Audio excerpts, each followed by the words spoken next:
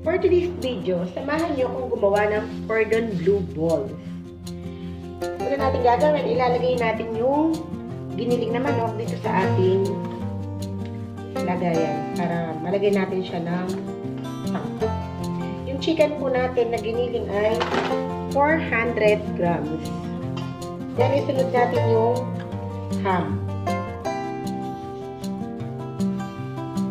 Yung pong ham natin ay 100 grams. Kailangan po, pinong-pino yung pagkakahiwa ng ating ham. Then, imimix natin ito.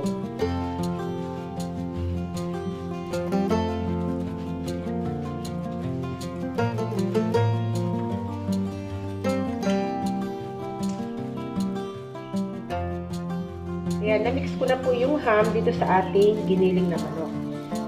Sunod natin yung ating breadcrumb. Half cup lang po.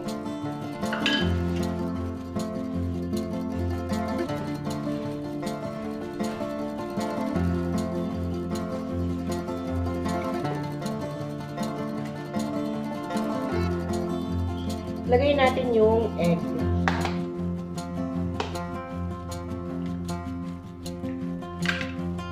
Then, mix natin ulit.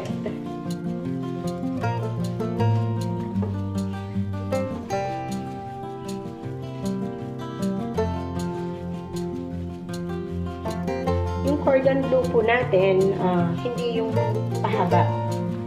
Gagawa tayo ng cordon bleu ball. Guys, tamang-tama ito sa mga bata, lalo na mga nag-aaral. Pwede natin itong ibabaon sa kanila.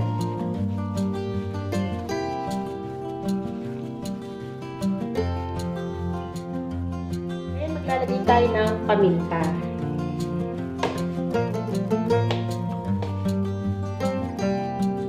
Paglagay naman po ng paminta ay tansya-tansya lang. Yan yung ating asin. 1 tablespoon. Then, gagawin natin yung ating Eden cheese. Yung cheese naman po ay optional lamang po.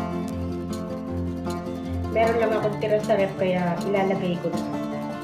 Siyempre, mas masarap yung cordon bleu kung meron siyang cheese, di ba? Malinamnam.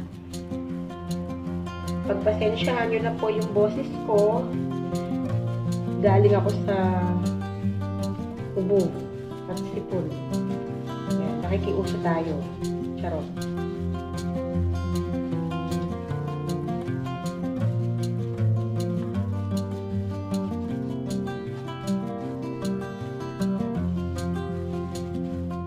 Lahatin ko na.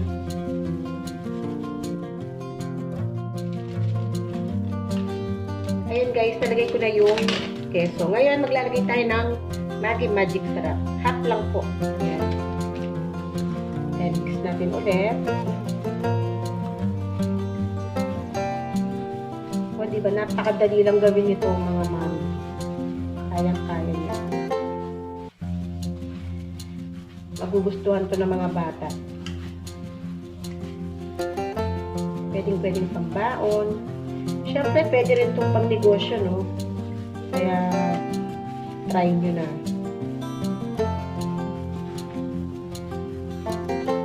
Ayan.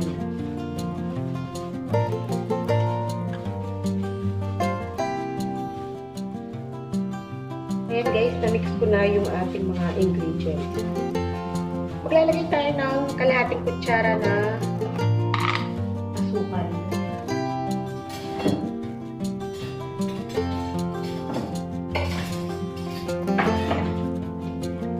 Guys, yung asukal po ay pang-balanse lamang. Ayan. Pang-balanse lang ng ating niluluto. Kasi meron na siyang asin, meron siyang magic sarap, meron siyang Eden cheese.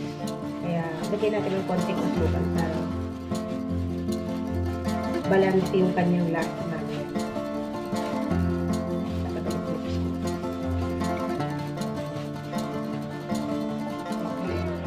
Ito na ang breadcrumb. Dahil iro-roll natin dito mamaya. Pag nagano na tayo. tayo ng ball. Cordon bleu ball. Gagamit tayo ng panukat, guys. Meron akong 1/8 cup na panukat. Ayan.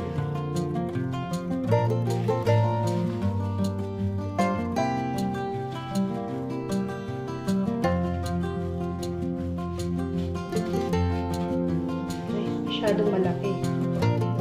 So, bawasan natin ang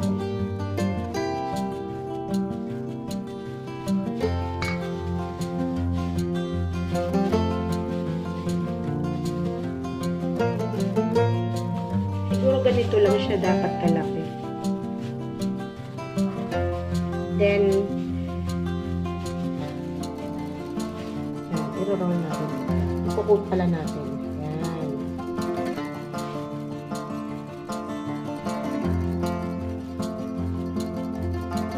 O, diba?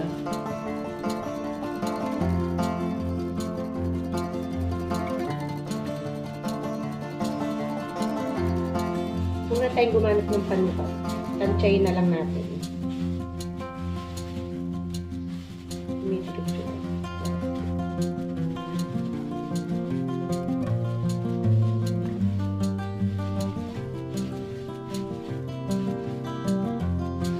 Then, natin. Ulit-ulit lang ito. Sabot lang natin ang gagawin. Laki-laki sila.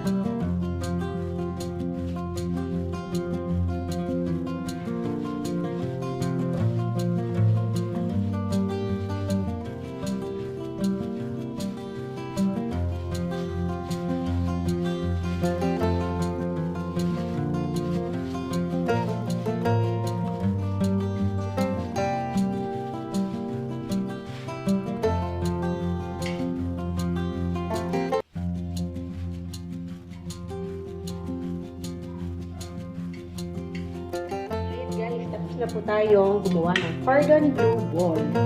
Nakagawa ako ng 32 pieces na cordon bleu ball. Ayun guys, pwede na tayo magprito ng cordon bleu ball. Ayan guys, mukhang mainit na yung ating cooking oil. Okay na. Okay na. Maglagay na tayo. Ayun, mainit na mainit. Hintayin lang po natin maging golden brown. Then, tsaka natin siya babalik na rin.